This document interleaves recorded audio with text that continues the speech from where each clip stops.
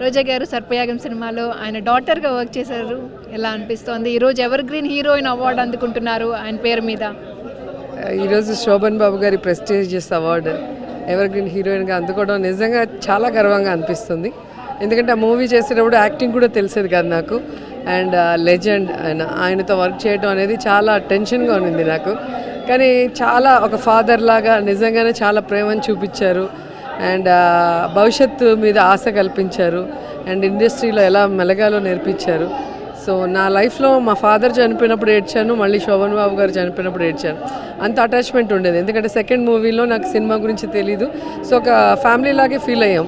పర్చూరు గోపాలకృష్ణ గారు, శోభన్ బాబు గారు ఇద్దరు కూడా నాకు ఫాదర్స్ లాగే ఒక మార్గదర్శకంగా ఉన్నారు.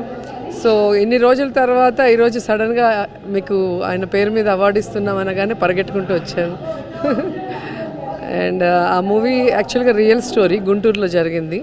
సో దాన్ని సెకండ్ హాఫ్ అంతా కొంచెం సినిమాటిక్గా తీశారు. సో నా తెలుగు ఆయనకు బాగా నచ్చేది. చిత్తూరు లాంగ్వేజ్ కొంచెం డిఫరెంట్గా ఉండేది.